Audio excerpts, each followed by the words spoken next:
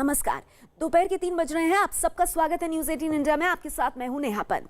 देश भर में लागू लॉकडाउन के बीच अंबाला चंडीगढ़ नेशनल हाईवे पर डेराबस्सी स्थित NHAI के टोल प्लाजा पर कामकाज शुरू हो गया है। NHAI के टोल से गुजरने वाले वाहनों को अब टोल चुकाना होगा। हालांकि पंजाब सरकार ने साफ कर दिया है कि जो टोल प्लाजा राज्य सरकार के तहत आते हैं उन्हें अभी शुरू नहीं किया जाएगा और उन टोल प्लाजा से गुजर रहे ड्राइवरों और अन्य व्यक्तियों के लिए लंगर की व्यवस्था भी की जाएगी। केंद्र सरकार ने 20 अप्रैल से national highway authority of India से टोल शुरू करने का फैसला किया है। पंजाब में national highway authority of India के जितने भी टोल प्लाजा हैं उनको शुरू कर दिया गया है। हालांकि पंजाब सरकार ने साफ किया है कि स्टेट जो टोल प्लाजा हैं जो कि स्टेट गवर्नमेंट के अंडर आते हैं उनको फ़िलहाल नहीं खोला जाएगा और वहां पर जितने भी लोग गुजर रहे हैं उनसे कोई भी टोल नहीं वसूला जाएगा और साथ ही उनके लंगर का बंदोबस्त किया जाएगा। जो भी ड्राइवर स्टेट टोल प्लाजा से गुजर रहे हैं उनके लिए खाने का इंतज़ाम भी उसी टोल प्लाजा पर किया जाएगा। मैं इस वक्त अंबाला चंडीगढ़ नेशनल हाईवे पर मौजूद हूँ। ये जो टोल प्लाजा है ये national highway authority of India के अंडर आता है और यहाँ पर आप देखिए इस वक्त जो टोल प्लाजा का ऑपरेशन है, पूरा कामकाज है, उसको शुरू कर दिया गया है। हालांकि 20 अप्रैल तक ये टोल प्लाज़ा पूरी तरह से फ्री था, लेकिन फ़िलहाल यहाँ पर जो गाड़ियों की आवाजाही है वो शुरू कर दी गई है। टोल भी वसूला जा रहा है और लगातार इसी तरह से पंजाब में जितने भी जो टोल प्लाज़ा हैं जो कि national highway authority of India के अंडर आते हैं वो सब अपना काम कर रहे हैं। हरियाणा में भी जो national highway authority of India के और स्टेट के जो टोल प्लाज़ा हैं वो ऑपरेशनल हैं, वो भी अपना काम कर रहे हैं। हालांकि सिर्फ छूट अभी पंजाब सरकार की ओर से स्टेट गवर्नमेंट के अंडर आने वाले जो टोल प्लाज़ा है वहां पर दी गई है। अगली खबर झारखंड के देवघर से है, जहां सड़क किनारे 10, 20 और 50 रुपए के नोट मिलने से हड़कंप मच गया है। लॉकडाउन के बीच जब सड़कों पर ना के बराबर लोग निकल रहे हैं तब नोट फेंके जाने की खबर तेजी से फैल गई। कुछ लोगों ने दावा किया कि एक बाइक पर सवार 2 लोग सड़क पर नोट फेंककर भाग गए। कोरोना से डर के बीच लोगों ने नोटों को लकड़ी के घेरे से घेर दिया और पुलिस को जानकारी दी। बाद में पुलिस ने पूरी सावधानी के साथ इन नोटों को जब्त कर लिया। शुरुआती जांच में पुलिस इसे कुछ लोगों की शरारत मान रही है, लेकिन उसने लोगों से पूछताछ कर नोट फेंकने वालों की तलाश भी शुरू कर दी है।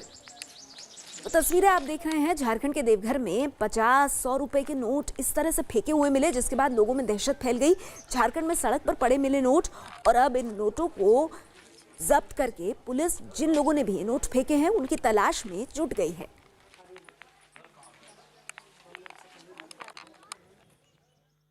राजस्थान के चूरू में पुलिस ने सड़कों पर घूम रहे लोगों पर जमकर लाठियां भांजी। कई लोग लॉकडाउन लगे होने के बाद भी घर से बाहर घूम रहे थे तो सामने से पुलिस वाले आ गए और फिर उन्होंने लोगों को डंडे से समझाना शुरू कर दिया। राजस्थान सरकार पिछले कुछ दिनों से कोरोना से बचने के लिए लोगों को घरों में ही रहने की सलाह दे रही है, लेकिन जब कुछ लोग मानने को तैयार नहीं हुए तो फिर पुलिस वालों ने जिम्मेदारी संभाल ली। चूरू के रतनगढ़ कस्बे की गली गली में घुसकर पुलिस वालों ने गश्त लगानी शुरू की और फिर जो भी बिना जरूरी काम के सड़क पर टहलता मिला उस पर पुलिस ने डंडे बरसाने शुरू कर दिए।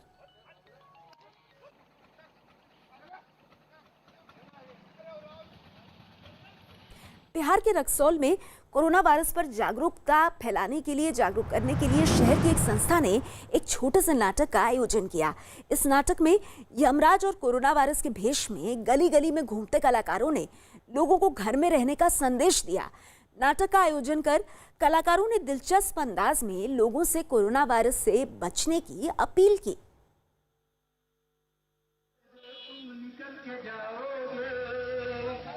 अपने को सुरक्षित रखिए, अपने परिवार को सुरक्षित रखिए। पूरी दुनिया में कोरोना की महामारी फैली हुई है और हम अपने लॉकडाउन के बीच उत्तर प्रदेश के महाराजगंज में फ्रांस का एक परिवार फंस गया। ये परिवार 25 मार्च को नेपाल से म्यांमार जा रहा था, लेकिन सीमा सील होने की वजह से ये फंस गया। एहतियात के तौर पर प्रशासन ने सभी की जांच करवाई। पूरा परिवार स्वस्थ है। आसपास के लोगों ने फ्रांस के इस परिवार की मदद भी की। प्रशासन की तरफ से भी पूरी मदद की जा रही है। परिवार इलाके के एक मंदिर में रुका है, जहां ये लोग शिव की पूजा भी करते हैं। खाने पीने का सामान इन लोगों को बराबर दिया जा रहा है। ये लोग वहां अपने मन मुताबिक खाना बनाकर खा रहे हैं। प्रशासन की यही कोशिश है कि लोगों को कोई परेशानी ना हो। फ्रांस के 5 सदस्य एक परिवार आया हुआ है यहाँ पे। वो लोग सोनौली के द्वारा बॉर्डर क्रॉस करना चाहते थे, लेकिन चूँकि लॉकडाउन घोषित हो चुका था इसलिए वो क्रॉस नहीं कर पाए थे। और उसके बाद से कोल्ही के पास एक गांव है, वहीं पे ये लोग रुक गए हैं। इनसे वार्ता की गई थी कि आप होटल में रुकना चाहते हैं तो रुक लीजिए या कोई फैसिलिटी और अवेलेबल करा दी जाए। तो ये लोग ओपन में ही रहना इनको ज़्यादा अच्छा लग रहा है। इनके पास रहने की सारी सुविधाएं मौजूद हैं, इनके पास टेंट वगैरह सारी चीज़ें हैं और गांव वालों ने इनका काफ़ी सहयोग किया है। बिहार के भागलपुर में लोगों ने पुलिस और सफाई कर्मियों का फूल माला पहनाकर स्वागत किया। लॉकडाउन के बीच लोगों की सेवा करने के लिए सभी को धन्यवाद दिया गया। इलाके की महिलाओं ने पहले डीएसपी को फूलों की माला पहनाई, फिर बाकी पुलिस वालों को भी फूल माला पहनाकर तिलक लगाया गया। इस दौरान सफाई कर्मियों को भी धन्यवाद दिया गया। इस दौरान लोगों ने नारे लगाकर कोरोना योद्धाओं की हौसला अफजाई की।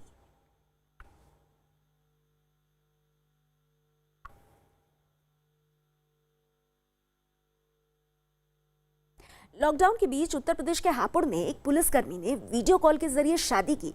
मस्जिद पहुंचे पुलिसकर्मी का निकाह 2 गवाहों की मौजूदगी में इमाम ने पूरा करवाया। इस दौरान दूल्हा और दुल्हन के साथ दोनों के परिवार वाले भी वीडियो कॉल पर जुड़े थे। दिन रात ड्यूटी पर तैनात पुलिसकर्मी ने अपनी बीमार मां की ख्वाहिश पूरी करने के लिए ऑनलाइन निकाह करने का फैसला किया।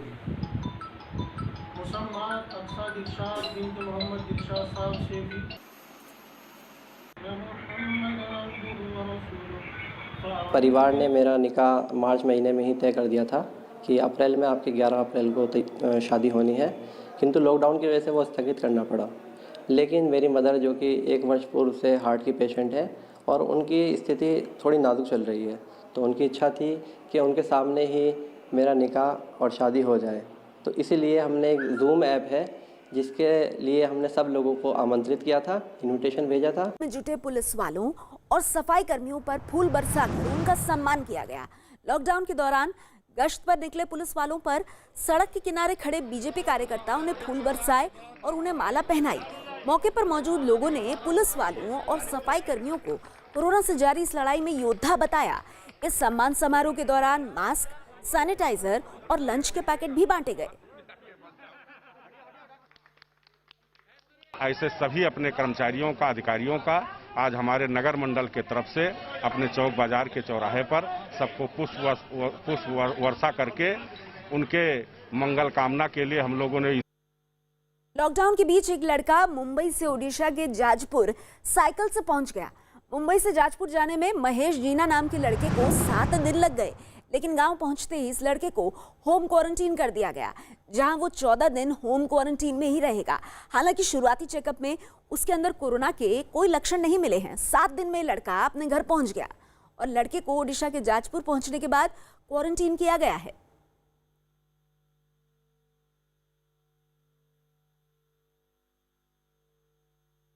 लॉकडाउन के बीच एक लड़का मुंबई से ओडिशा के जाजपुर साइकिलिंग से पहुंच गया, जो हमने आपको बताया। और मुंबई से जाजपुर जाने में ये जो लड़का है महेश जीना, इसको 7 दिन लगे। और इस वक्त जो आप तस्वीरें देख रहे हैं ये ओडिशा के गंजाम की हैं। ओडिशा के गंजाम में फूलों की खेती करने वाले व्यापारियों का बहुत बुरा हाल है। दरअसल मंदिर बंद है।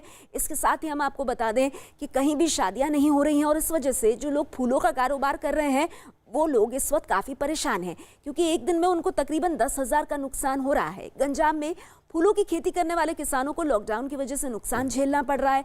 मंदिर बंद हैं, शादियां नहीं हो रही हैं, इस वजह से फूलों की बिक्री नहीं हो रही। फूल तोड़ तो लिए जाते हैं लेकिन वो बिकते नहीं, खराब हो जाते हैं। तो मोटे तौर पर गंजाम के फूल उगाने वाले किसान को हर दिन 10,000 रुपए का नुकसान हो रहा है।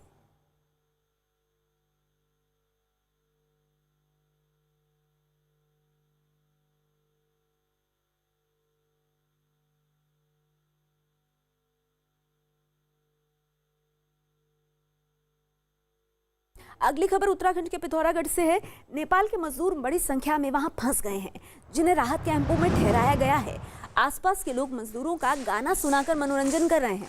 मजदूरों की बोरियत दूर करने के लिए दिन में किसी वक्त इस तरह का कार्यक्रम हो जाता है जिससे लोगों का मूड बदल जाता है। लेकिन तस्वीरों में देखिए आप, खास बात यह है कि इस दौरान भी जरूरी दूरी का यानी कि सोशल डिस्टेंसिंग का पूरा ध्यान रखा जाता है।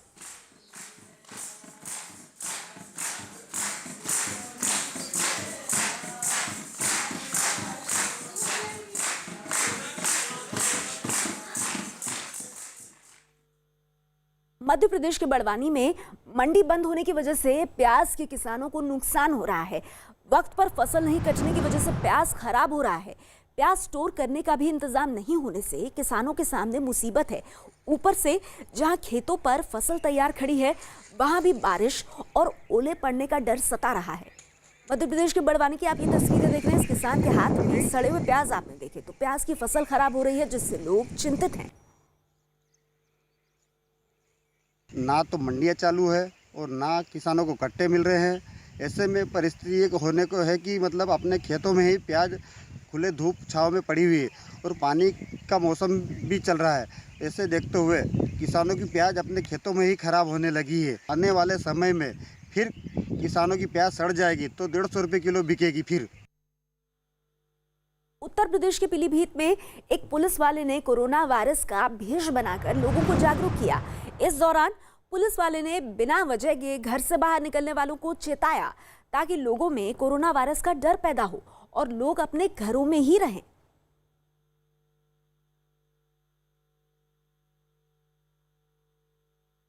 कोरोना संकट से उपजे हालात के बाद एफडीआई नियमों में नए बदलाव से बौखलाए चीन ने सभी बदलावों को खत्म करने की मांग की है।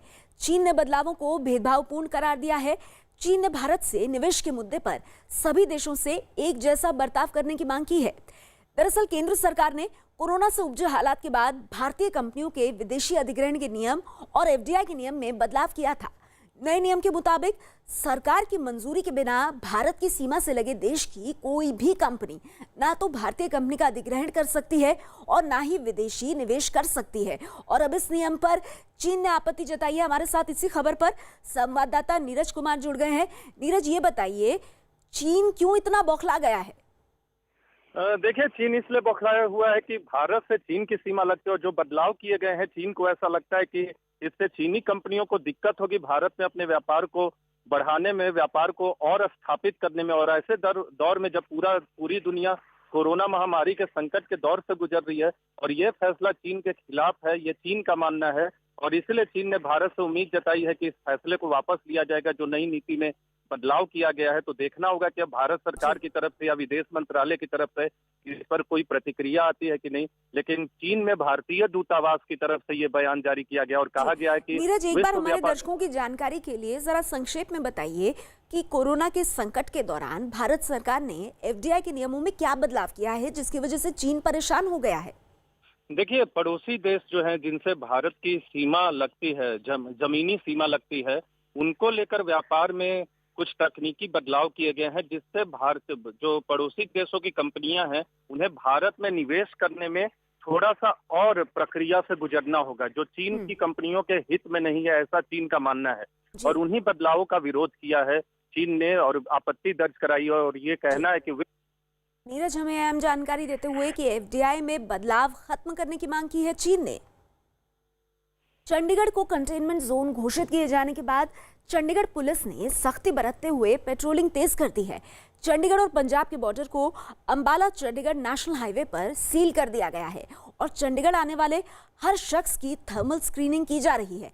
फिर चाहे वो चंडीगढ़ का रहने वाला हो या फिर दूसरे राज्य से आया हो, तो चंडीगढ़ आने वालों की स्क्रीनिंग हो रही है क्योंकि चंडीगढ़ को कंटेनमेंट जोन, चंडीगढ़ को रोगग्रस्त यानी कैंटोनमेंट जोन एरिया घोषित कर दिया गया है। उसके बाद अब चंडीगढ़ में जितने भी लोग एंटर हो रहे हैं, भले ही वो चंडीगढ़ के निवासी, बुखार चेक किया जाता है, लक्षण देखे जाते हैं, स्क्रीनिंग की जा रही है और उसके बाद ही उनको चंडीगढ़ में जाने की परमिशन दी जा रही है। अगर किसी भी व्यक्ति में किसी भी तरह के कोई लक्षण पाए गए तो उस चंडीगढ़ में एंटर करने वाले की आप चेकिंग कर रहे हैं?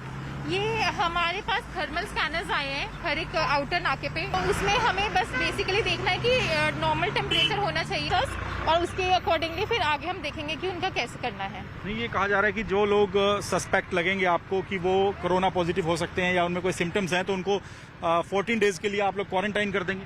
नहीं, इसमें ये जो हमारी बेसिक स्क्रीनिंग है, इसमें हम अभी at the point we can't test कि who is corona positive, who is a suspect. We can just see the temperature which is the basic criteria. उसके बाद ही होगा.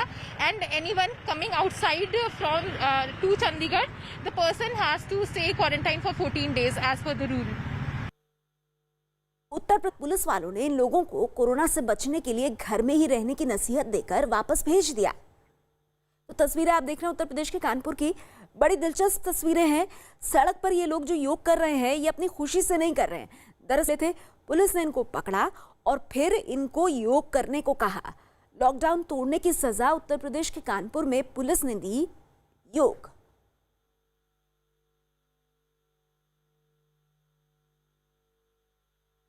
के पास खड़े दिखाई दिए.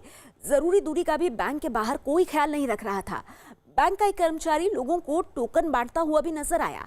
जहां महिलाओं की एक लाइन लगी थी, उसके पास ही आदमी भी दूसरी लाइन में लगे दिखाई दिए. गुजरात के दाहोद की ये तस्वीरें, बैंक के बाहर की तस्वीरें आप देख रहे हैं. और कहीं पर भी सोशल डिस्टेंसिंग का, यानी कि जो जरूरी दूरी होती है दो लोगों के बीच, उसका बिल्कुल ध्यान नहीं रखा गया.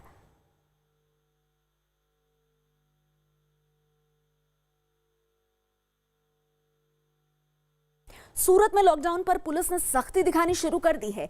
पुलिस की ओर से लगातार अपील के बावजूद लोग लॉकडाउन का उल्लंघन करने से बाज नहीं आ रहे हैं. और यही वजह है कि अब पुलिस ने मकानों की छतों पर जुट रहे लोगों पर ड्रोन कैमरों के जरिए नजर रखना शुरू कर दिया है. पुलिस ने ड्रोन केस दर्ज करने का भी दावा किया है.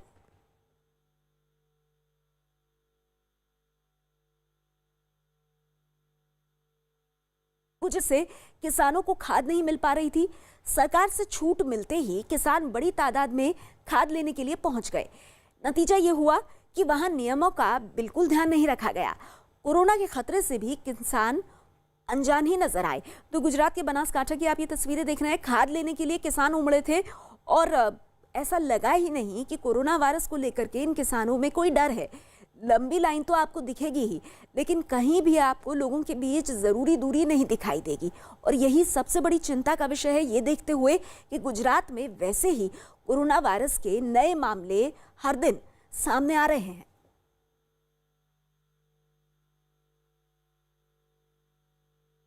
उत्तर प्रदेश के मुजफ्फरनगर में बैंक के एक दफ्तर के बाहर भीड़ लगने का वीडियो वायरल हो गया.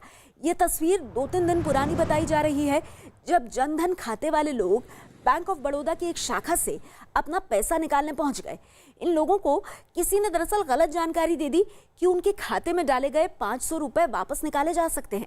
अचानक उमड़े लोगों को बैंक के कर्मचारियों ने सोशल डिस्टेंसिंग के हिसाब से बैठा दिया था और ये भी समझाया कि पैसा किसी के खाते से वापस नहीं लिया जाएगा. बैंक के पास से गुजर एक आदमी ने इस भीड़ का ये वीडियो बना लिया और जानकारी प्रशासन तक पहुंचाई. इसके बाद लोगों को समझा बुझाकर वहां से हटाया गया. प्रधानमंत्री मोदी जी ने सब गरीबों के खाते में 500 रुपये डाले हैं. उन्हें निकालने के लिए लोग बाग आ रहे थे और उसमें ये भ्रम फैलाया गया उनके मोहल्लों में कि ये 500 रुपये अगर नहीं निकाले जाएंगे तो वापस ले लेंगे, जबकि ऐसा कुछ नहीं है. ये 500 रुपये जिसके खाते में मोदी जी ने डाल दिए उसके खाते में ही रहेंगे, कोई वापस नहीं जाएगा. किसी तरह का कोई भ्रम ना रखे. कोरोना से मरने वाले लोगों के अंतिम संस्कार के मुद्दे पर रांची के बुंडू में विरोध शुरू हो गया है. जब लोगों को पता चला कि बुंडू के जंगलों में शवों को जलाने और दफनाने के लिए जगह ढूंढ ली गई है, तो लोगों ने इस पर नाराजगी जतानी शुरू कर दी. ने बड़े अधिकारियों और गांव वालों के साथ बैठक की. इस बैठक में सभी समुदाय के लोग शामिल हुए और पूरे मसले को मुख्यमंत्री तक पहुंचाने की बात कही गई. फिलहाल बैठक में आए लोगों को विरोध ना करने के लिए मना लिया गया, लेकिन बुंडू के आसपास के लोगों ने ये चेतावनी दी है कि वो कोरोना की वजह से मरने वालों का अपने इलाके में अंतिम संस्कार नहीं होने देंगे.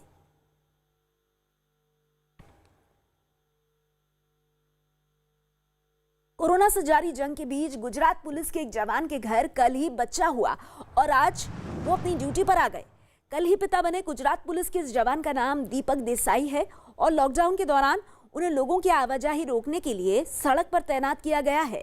लॉकडाउन में सख्ती की वजह से उन्हें छुट्टी भी नहीं मिली और वो अपने बच्चे को भी देखने नहीं जा पाए. दीपक ने मोबाइल पर अपने बच्चे की तस्वीर ले रखी है और ड्यूटी के बीच में समय मिलने पर वो अपनी पत्नी से फोन पर उनका हालचाल भी जानते रहते हैं.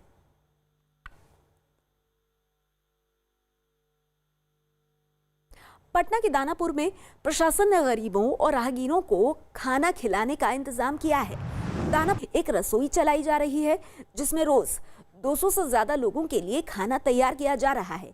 पटना में इस तरह के 4 किचन तैयार किए गए हैं जहां पर किसी भी भूखे को खाने के लिए मना नहीं किया जाता है। इन जगहों पर आने वाले लोगों को दिन में 2 बार सोशल डिस्टेंसिंग के साथ खाना खिलाया जाता है।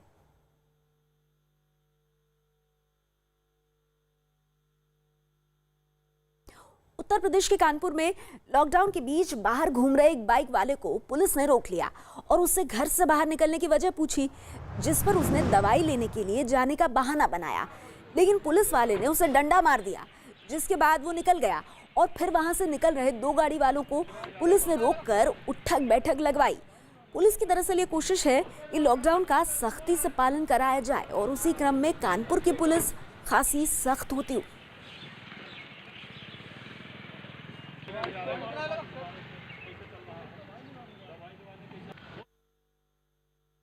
अगली खबर बिहार से है। मुंगेर में एक ही परिवार के 10 लोग कोरोना पॉजिटिव मिलने के बाद 3 किलोमीटर के इलाके को सील कर दिया गया है। मुंगेर के जमालपुर में 3 किलोमीटर का इलाका सील किया गया है।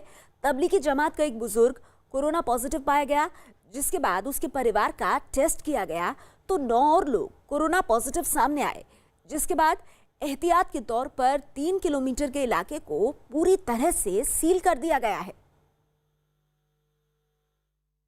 पूरे मुंगेर की, जमालपुर की और ऐसे ऐसे जगह जहाँ चिन्हित किए जा रहे हैं जहाँ पर खतरा पैदा हो सकता है। जिला प्रशासन को, जिला पुलिस को पूरी तरह से मुस्तैद कर दिया गया है और लोगों से भी हम लोगों का संपर्क है। जो लोग हमको सूचना देते हैं लॉकडाउन तोड़ने की और कुछ ऐसी गतिविधि की, उस पर भी कार्रवाई हम लोग कर रहे हैं। ओडिशा के कटक में ITI कॉलेज में कोरोना टेस्टिंग के लिए एक चेंबर बनाया गया। इस चेंबर से डॉक्टर पूरी तरह से सुरक्षित होकर कोरोना टेस्ट कर सकते हैं। कांच के बने चेंबर में मरीज का सैंपल लेने के लिए बाहर ग्लव्स लगाए गए और चेंबर के अंदर सैनिटाइजेशन का भी इंतजाम किया गया। अच्छी बात यह है कि इसे कहीं भी आसानी से ले जाया जा सकता है। एक हफ्ते में ITI कॉलेज की टीम ने कोरोना टेस्टिंग चेंबर बना दिया। आगे ऐसे 20 और कोरोना टेस्टिंग चेंबर बनाने की तैयारी है। जो रॉ मटेरियल हमारा बच्चे के लिए ट्रेनिंग प्रैक्टिस के लिए आया था, अभी तो लॉकडाउन टाइम है, कुछ नहीं मिलेगा। जो था बच्चे लोगों को, बंदे लोगों के पास पढ़ाने के लिए, वही रॉ मटेरियल में हम उसको शुरू किया। सोशल डिस्टेंसिंग के लिए लोगों को अलर्ट करने के मकसद से IIT कानपुर के एक इंजीनियर ने एक मशीन बनाई है जिसे घड़ी की तरह कलाई पर बांधा जा सकता है। इस मशीन में 2 सेंसर लगे हैं जो किसी के करीब आने पर अलार्म बजाकर लोगों को दूर हटने के लिए आगाह कर देते हैं।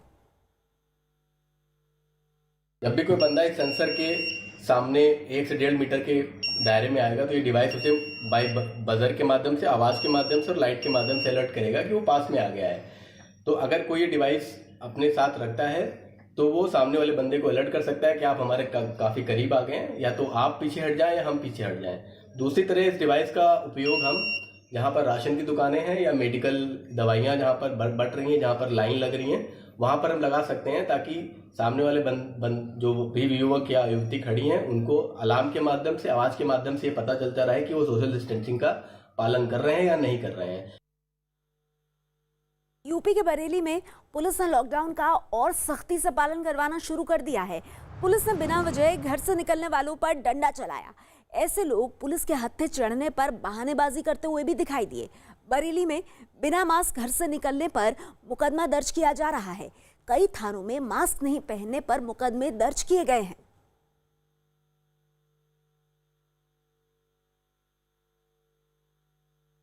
उत्तर प्रदेश से पैदल चलकर बिहार पहुंचे 16 मजदूरों को बक्सर में रोक लिया गया। बताया गया कि इन्हें जांच के लिए रोका गया है।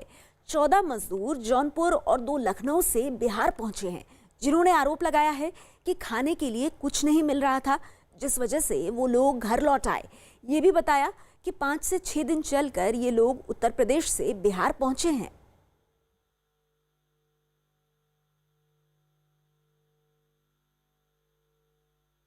अहमदाबाद में कल इलाज के लिए भर्ती होने पहुंचे 25 कोरोना पॉजिटिव मरीजों को देर रात सिविल अस्पताल में भर्ती कर लिया गया। इन सभी लोगों को जांच के बाद कोरोना पॉजिटिव बताया गया था, लेकिन जब ये भर्ती होने के लिए सिविल अस्पताल पहुंचे तो उन्हें कई घंटे तक इंतजार करा दिया गया। इससे गुस्साए लोगों ने अपना वीडियो बनाकर वायरल कर दिया। इसकी जानकारी मिलने पर राज्य सरकार तुरंत ही एक्शन में आ गई और देर रात सभी 25 लोगों को इलाज के लिए अस्पताल में भर्ती करा दिया गया।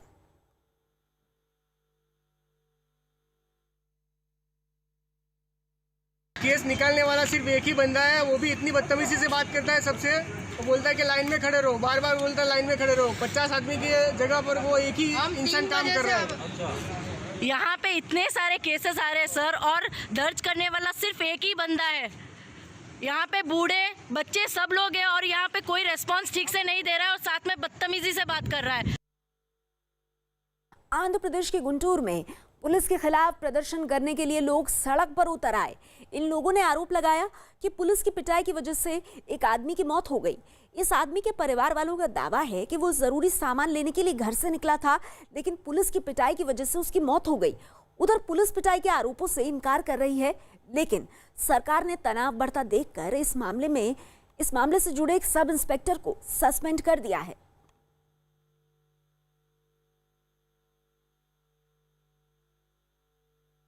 लॉकडाउन के बीच उत्तर प्रदेश के कानपुर देहात में बाहरी मजदूर फंसे हुए हैं, जिनका आरोप है कि उनके खाने और रहने का प्रशासन ने कोई इंतजाम ही नहीं किया है।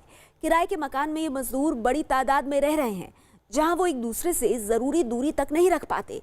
मजदूरों का कहना है कि दिन में एक बार प्रशासन से खाना मिलता है, उसका भी कोई सही वक्त नहीं है। यहाँ पे रुकने की व्यवस्था तो हम आपकी खुद ही से कर रहे हैं। आप थोड़ा बहुत खाना मिल रहा है, उसी से हम लोग गुजारा चला रहे हैं, क्योंकि आप घर जाने के लिए पैसे किसी की बात नहीं है, तो यहाँ जाने के लिए भी मिल नहीं रहा है, गाड़ी की व्यवस्था भी नहीं हो रही है, पैदल भी जाने से काफ़ी दूर है, यहाँ से उत्तराखंड पहुँचना पड़ता है हम लोगों को, तो इसलिए ऐसे बस रुके हुए जाओ, खाना मिलता है वो खाते हैं और रुक जाते हैं। नहीं, हम लोग यहाँ कोई आता ही नहीं, अंदर रूम में कोई नहीं आता है, हम लोग अलावा कोई रूम में नहीं आता है, बस हम लोग रहते हैं यहाँ पे, बाहर से खाना दे के चले जाते हैं। और मास्क की व्यवस्था कर दो बोला था, तो बोलते हैं कोरोना हट गया, अब क्या करोगे, मास्क से बोलते हैं। लॉकडाउन के बावजूद पटना के दानापुर में लोग सोशल डिस्टेंसिंग को मानने को बिल्कुल तैयार नहीं है। दानापुर के बाजार को देखकर ये नहीं कहा जा सकता कि किसी को भी कोरोना से बचाव की चिंता है। अब ये तस्वीरें देखिए आप, लोग सोशल डिस्टेंसिंग को भूलकर आराम से एक दूसरे के पास खड़े दिखाई दे रहे हैं, और मास्क पहने तो शायद ही कोई दिखाई देता हो। हैरत की बात यह है कि पुलिस और प्रशासन भी इस मामले में पूरी तरह से लापरवाह दिखाई दे रहे हैं। वहाँ टेस्टिंग लैब स्थापित की जाए और राजकीय मेडिकल कॉलेज विहीन मंडल मुख्यालय में भी जिला चिकित्सालय में टेस्टिंग लैब स्थापित की जाए। कोविड फंड से इसकी बैठक आज या कल तक पूरी हो जाएगी और प्रमुख सचिव चिकित्सा शिक्षा जितने भी मेडिकल कॉलेजेस जहां पर अभी लैब नहीं है या जिन जनपदों में जिन मंडल मुख्यालयों पर लैब मेडिकल कॉलेज न होने की वजह से नहीं है, उन सभी जगहों पर जो है कोविड फंड से धनराशि स्वीकृत करके लैब स्थापित करने का निर्णय लेने जा रहे हैं। उन्होंने मुख्यमंत्री जी ने यह भी निर्देश दिया है कि चिकित्सा कर्मियों के प्रशिक्षण और अस्पतालों के संक्रमण में सुरक्षा के सभी उपाय इमरजेंसी सेवाओं के लिए जरूर संचालन शुरू करने से पहले कहा कि मास्टर ट्रेनर्स के माध्यम से आम जनता को भी उपचार की प्राथमिक विधि के बारे में प्रशिक्षित करने के लिए कार्य योजना तैयार की जाए। मुख्यमंत्री जी ने कहा कि डोर स्टेप डिलीवरी में लगे लोगों को भी जांच की जाए। कुछ जगहों पर ऐसी शिकायत मिली थी तो उन्होंने ये आदेश दिया है कि डोर स्टेप डिलीवरी पर भी जो लोग हैं लगे हैं उनकी जांच की जाए और बाहर से आने वालों को हर हाल में क्वारंटीन किया जाए।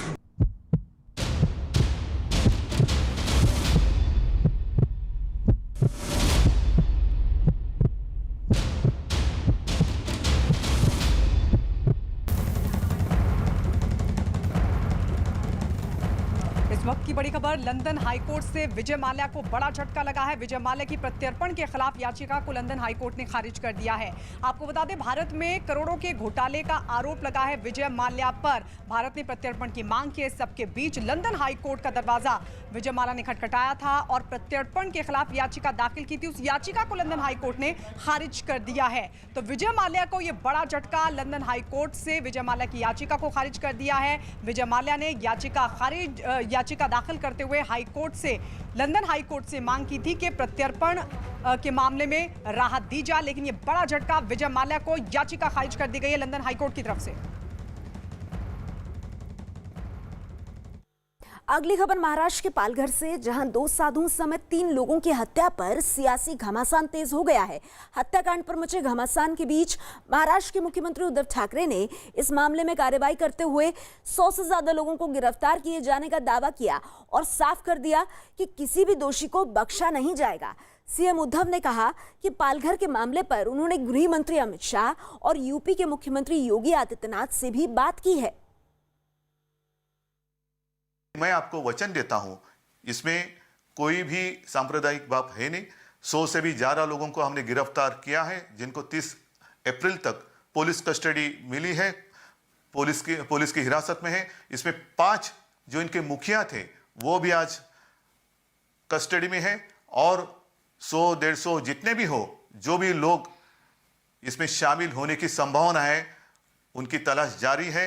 और फिर से मैं एक बार कहता हूं कि जो भी लोग इसमें गलतफहमी फैलाने की कोशिश करेंगे, कृपा कर ऐसा मत करें। पुलिस क्या कर रही है, सरकार क्या कर रही है, किया ना, कर रहे हैं, हमने किया, किसी को नहीं बख्शा और किसी को भी हम छोड़ेंगे नहीं।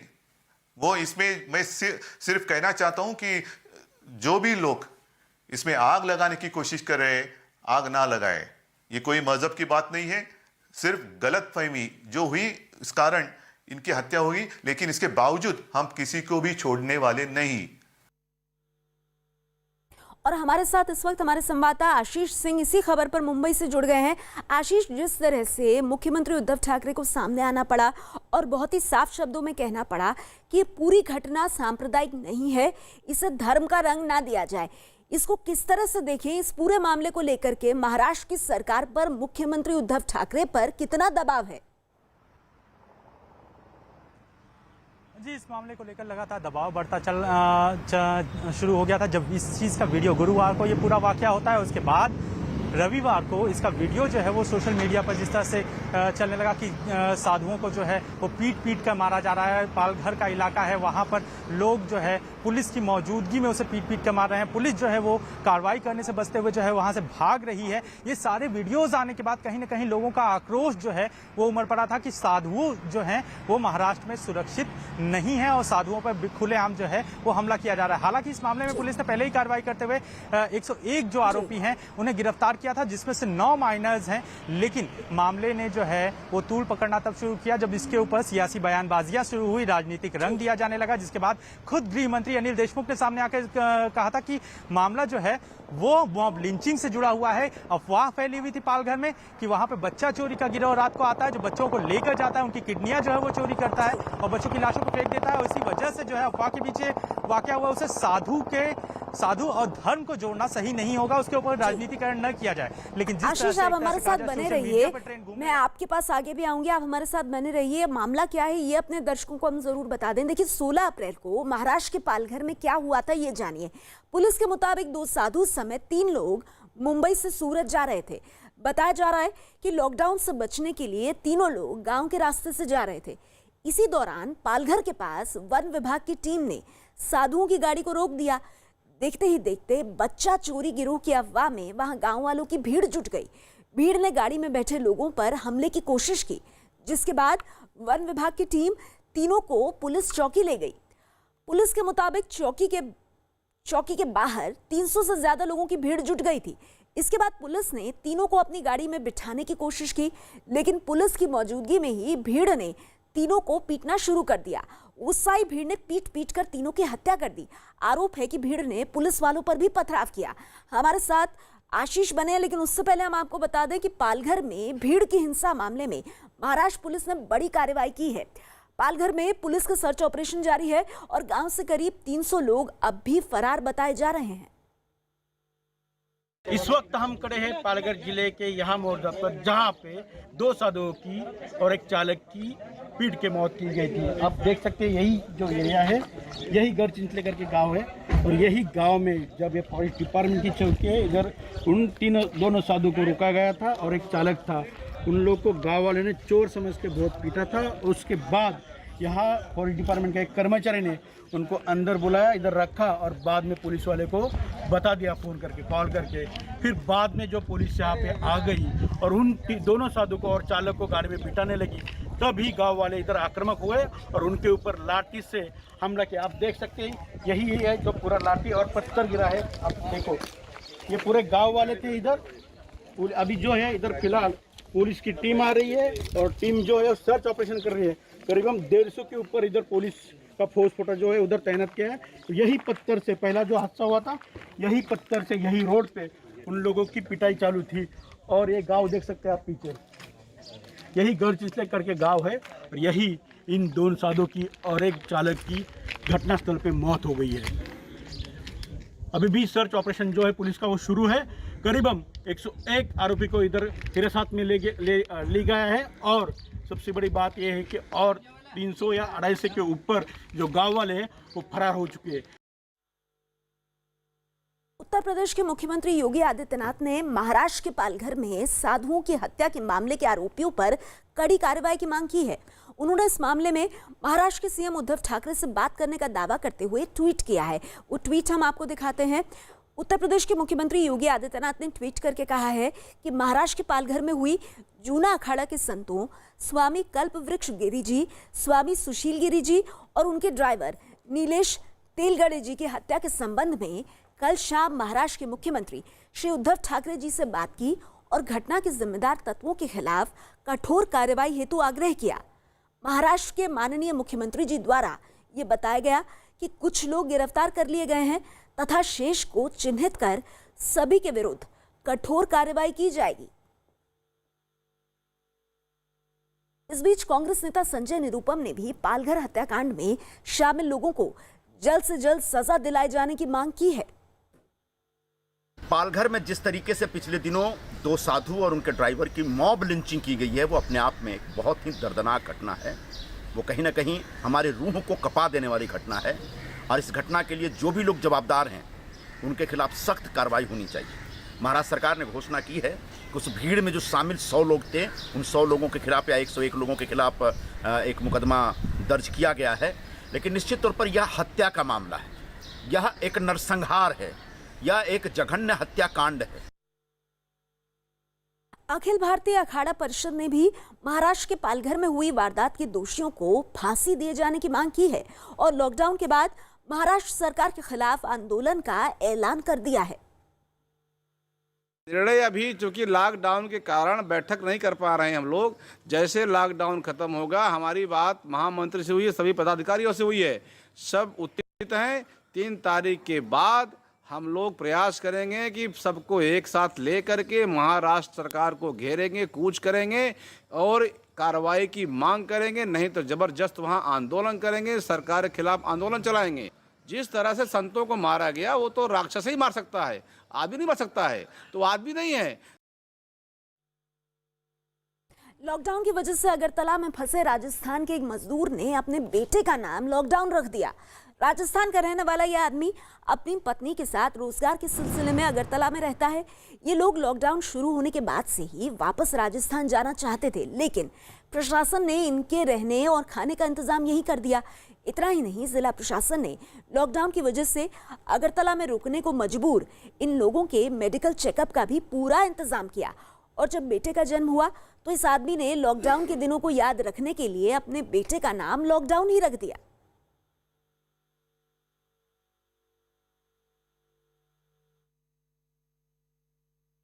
लॉकडाउन के बीच में पैदा हो गया सर, इसलिए इसका नाम इसलिए रख दिया कि नाम हमेशा के लिए याद दिलाता रहेगा कि भाई हम कहीं इसी लॉकडाउन की वजह से कहीं फंसे हुए। और इस वक्त दिल्ली से बड़ी खबर आ रही है। दिल्ली के चांदनी महल थाने के 5 और पुलिस कर्मियों की कोरोना रिपोर्ट पॉजिटिव आई है। कोरोना पॉजिटिव 5 पुलिस वालों को अस्पताल भेज दिया गया है। चांदनी महल थाने के 8 पुलिसकर्मी अब तक कोरोना की चपेट में आ चुके हैं। इसी खबर पर हमारे साथ दीपक बिष्ट जुड़ गए हैं। दीपक, और क्या जानकारी मिल रही है? दिल्ली में पुलिस वालों के लिए ये कोरोना संकट वाकई में खतरनाक होता जा रहा है। बिल्कुल निश्चित तौर पर नहीं है, क्योंकि पुलिसकर्मियों को जगह जगह जाना पड़ता है और पूरी पब्लिक को लॉकडाउन का पालन करवाने के लिए सड़क पर उतरना पड़ता है। और यहाँ पर भी कुछ ऐसा ही हुआ है, क्योंकि चांदनी महल वो इलाका है जो हॉट स्पॉट है और सबसे बड़ी तादाद में 50 से ज्यादा लोग यहाँ पर इलाके के पॉजिटिव पाए गए थे, जिसके बाद पुलिसकर्मियों को वहाँ पर लगाया गया था। और मैं आपकी जानकारी के लिए बता दूं कि 26 पुलिसकर्मियों को वहाँ पहले ही 2 दिन पहले क्वारंटाइन में भेजा गया है, जबकि ये लगभग 5 पुलिसकर्मी जो आज पॉजिटिव आए हैं, जिनकी रिपोर्ट उसके बाद अब कुल 8 पुलिसकर्मी हो गए जो उस थाने के पॉजिटिव है। तो कुल मिला के पूरे थाने को एहतियातन रखा गया है और सबको जानकारी दी जा रही है कि वो अपना मेडिकल ट्रीटमेंट करते रहे और इस तरह के सिम्टम्स अगर आते हैं तो उन पर नजर रखें। जी, तो दीपक हमें जानकारी दे रहे हैं कि चांदनी महल इलाका हॉटस्पॉट है और यहाँ पर 5 और पुलिस वाले कोरोना पॉजिटिव पाए गए हैं। मथुरा में कोरोना से मुक्ति दिलाने के लिए रुद्राभिषेक किया गया। धर्माचार्य ने सोमवार को सोम प्रदोष के अवसर पर रुद्राभिषेक किया। 21 देशों से 1331 लोगों को रुद्राभिषेक कराया गया। सोशल मीडिया के जरिए ऑनलाइन रुद्राभिषेक किया गया।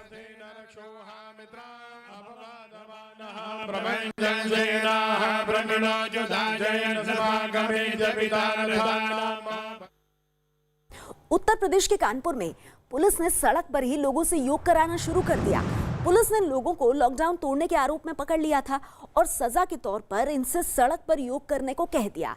2 पुलिस वाले इनको योग सिखाने लगे और एक साथ दर्जनों लोग सड़क पर ही योग करने लगे। इसके बाद पुलिस वालों ने लोगों को कोरोना से बचने के लिए घर में ही रहने की नसीहत देकर वापस भेज दिया। तो उत्तर प्रदेश के कानपुर की ये तस्वीरें आप देख रहे हैं और इन तस्वीरों में किस तरह से योग करते हुए आम लोग दिखाई दे रहे हैं। और ये लोग योग इसलिए नहीं कर रहे हैं क्योंकि इन्हें योग करना पसंद है, बल्कि पुलिस वालों ने इन्हें योग करने की सजा दे रखी है। उत्तर प्रदेश के कानपुर की ये तस्वीरें आप देख रहे हैं और यहाँ पर बिना किसी कारण के लॉकडाउन तोड़ने वाले लोगों को योग करने की सजा दी पुलिस वालों ने।